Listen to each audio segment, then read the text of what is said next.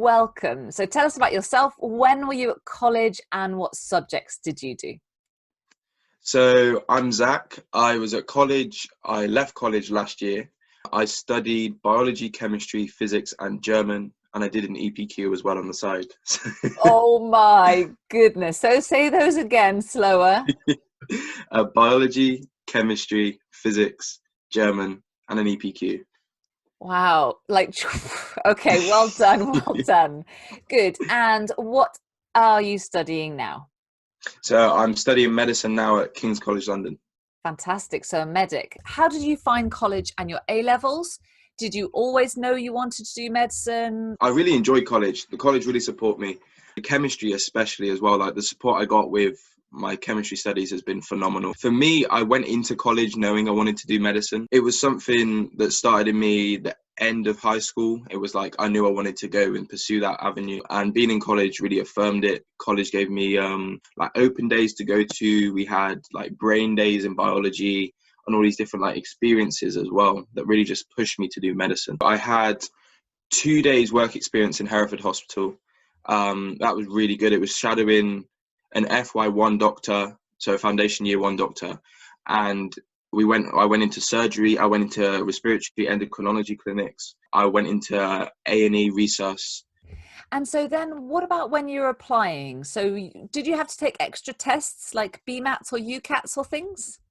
Yeah, so I applied to a mixture of BMAT and UKCAT unis, so now it's UCAT. I applied to Cambridge, UCL, King's College London, and Birmingham for medicine. So I did the BMAT for Cambridge and UCL, and I did the UKCAT for Birmingham and King's. And so what did you do to prepare for the BMAT and the UCAT? First off, I did the UCAT in the summer between end of first year and the beginning of the second year. I did that. So I spent that summer, I used some revision books that are really useful. They just got like 2,500 UKCAT questions. I found that invaluable. I used the Medic portal, which had like a question bank, which shows your progress as you go along, and it shows your weak areas and Brilliant. your strong areas, which for me, and it gave you like 3 practice papers as well. And then UKCAT and BMAT, they overlap quite a bit in the terms of, I think it's the first section or maybe the second. It's been a long while, but yeah, there's an overlap between like the abstract reason and stuff. So I used the skills I applied for on UKCAT, put them into the BMAT, and then I had to go over like my GCSE maths because because BMAT, you got to do biology, chemistry, physics, and maths like from GCSE. I really enjoyed it. Personally, my favorite one was BMAT.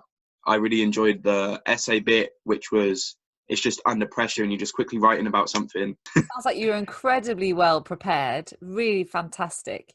And did you find that you struggled balancing everything, or did you always have that kind of drive to No, succeed? there were definitely times where I was struggling to balance the workload because having such like intensive, doing the sciences as well as a language, it's intense. So some days I did speak to my teachers. I used the college support and just be like, okay, today I'm struggling. What can I do to try and lift off the weight? So I used the Be Active program in college. I trained with a trainer in the gym. That really just helped me to offload. I was just a part of MedStock as well. That really helped as well to decompress. It's important to study, but you really need that social aspect to keep you going. And that's Definitely. something I've especially learned in uni as well, because you can't just be someone in the books because that'll just drain you and there's nothing filling you up again. Good. But yeah. That sounds like you had a really, really healthy balance. And I think that's the other thing that, particularly during lockdown, a lot of students will understandably be thinking A levels are really tough and they've struggled with this subject. What would you say to them? I'd say you make use of every resource. Mm. So on YouTube, there are phenomenal videos, especially from Dr. Phil. There are just videos that explain it in such a concise but clear way that I'm using now to tutor students with my biology and chemistry. Even if you feel like I'm stuck here, but Mm. if you just keep on working, you'll climb up the ladder and you'll get better and better. Yeah. Don't be disheartened. There's still time. You can still work at it, but don't Yes, overwork yourself. Like, still take time to definitely. recharge yourself. You just need to carry on filling yourself up as well. I completely agree. So your interviews for university, your King's interview or other interviews you had, what preparation did you do and what tips would you give? I had MMI interview at the Hereford Hospital, the mock one, Okay. and that was really good. I found that really useful. They gave me real feedback, and they were even more critical on purpose so that you would adapt, so that you'd be ready for the real ones. Mm. And I found that really useful, just the fact that someone's looked at me and said, this is what we don't like, this is what we do like, change this, maybe do that, and like keep that. And seeing the style of questions, like some of the questions they asked in those interviews, they actually came up in my real interviews, or they were reworded a little bit. So I was ready to go. Alongside that, I was carrying on reading about medicine in the news. So Medic Portal as well, I keep plugging them. So they have loads of like concise news stories. So what they do, they like put hotspots on and they'll be like, this is what's happened in medicine this week. And you read those stories. So at the moment, I think they're doing one about ventilators and what to do if you get asked about ventilators, because it's all pertaining to what goes on at the moment. COVID-19, they'll probably ask questions about that in future. I found just reading up around my subjects to be really useful, especially in terms of the Cambridge interview. They're more academic in nature. You need to have a good background because it was just science. They asked 2 ethical questions, but otherwise than that, it was just science, science, science. And it's enjoyable. It's actually fun. Like, it sounds strange, but it's such a fun experience just talking about science, being a geek and exploring like your favorite topic. They even asked me about my EPQ and we delved deeper into that and it was phenomenal. But yeah. It's so exciting to hear as well. And so then what about your personal statement? So how did you go about preparing for that, writing about that, particularly since you were applying to some of the toughest universities in the world? So how did you make sure that your personal statement really was showing you on the page? First of all, say why you wanted to do medicine. And then second of all, it was like, what academic things do you do? And that was the big chunk of it.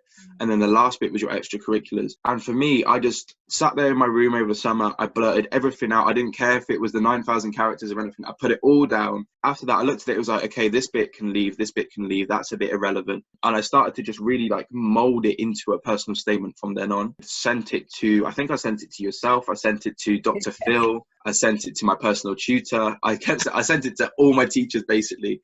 And I kept getting review after review after review, and I fine-tuned it. I remember I did a workshop with you on personal statements, I think it was one day, and you recorded your feedback, and that was phenomenal. Like, it was just like tweaking, and it's not even the big things, it's just the tiny little tweaks that can actually give you that little push or give you that advantage. Really, I just say be honest. Yeah, don't lie because they'll catch you out. Just be yourself and don't use amazing language. Don't try to make yourself sound smarter by using words that you wouldn't use in conversation. It's obvious if they meet you and that you're not talking the same way. So did your dad write this? Did your mum write? Like, they're going to be thinking that in their head. But yeah. Absolutely. I think there's a fantastic piece of advice. And actually, I do remember those conversations, the kind of one-on-one where I was just being really mean about personal statements. Not just yours, obviously, just everyone's, to make sure they were absolutely on point. So what's the course like at King's?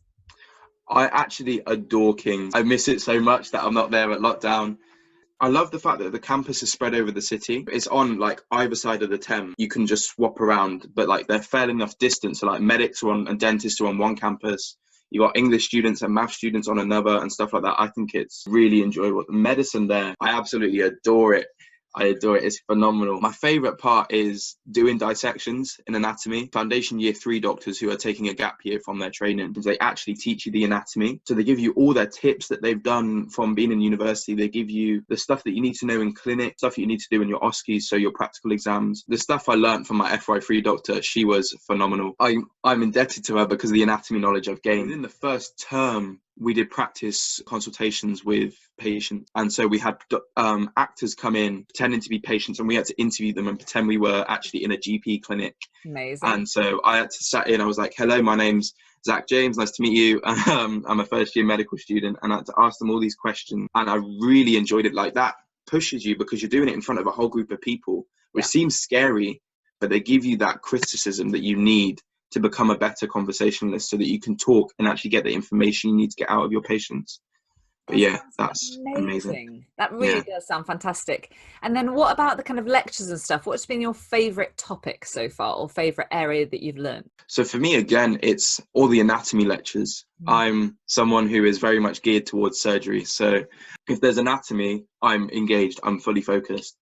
Not to say I'm not in the other areas, but we've done the whole body except the head, this bit onwards. So we know like all the bones. We're supposed to know all the bones. We're supposed to know all the muscles, the nerves, blood vessels, and all like the organs. And the depth of knowledge you get from it is amazing. You don't even understand the complexities when you enter it. So like biology at A level, I thought, oh yeah, the body's so cool. Wow, I didn't know that body part exists. And I got to medicine, I was like, oh, and you actually see them in real life in a real specimen, because the lectures and the dissections, they're paired week to week basis. Oh, So you brilliant. go from the lecture to the dissection and you consolidate that information there. But also I really enjoyed, even though it was hard, the physiology lectures, applying the chemistry, the basic biology, even some physics as well, which they teach you along. You apply it, so like you learn about like membranes and like how the electricity is stored, how the heart works, like how it contracts, the pressures in the lungs and how they work. It's complex, but it's really interesting. It's not difficult. The sheer volume of stuff you have to know, it's just so much. It's a deluge of information. Stuff I'm doing, a lot of it is from A levels. Like the first term was just a recap of A levels, basically, with the addition of anatomy. As it goes on, the just information gets quicker and quicker and quicker. You have to learn to prioritize. It sounds like there's a huge volume to learn. That's the thing. Mm. Also, knowing you're saying it's not too hard. I would imagine it's still a lot to do.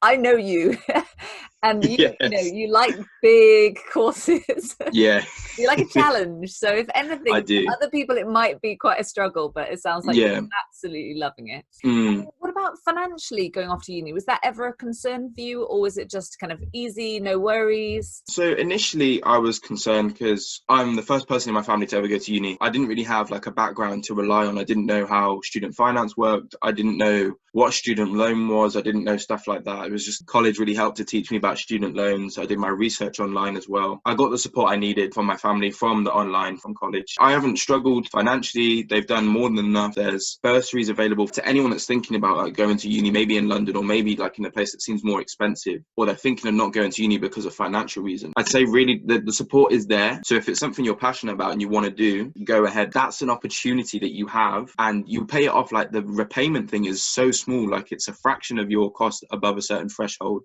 I get emails in my account just saying, how's your finances doing? Or Right. there's a financial support here if you need it, or we can talk to you on how to manage your finances. That is absolutely fantastic. I think that's covered everything. We have covered a huge amount. Thank you so much for helping us out, and that's just been invaluable advice.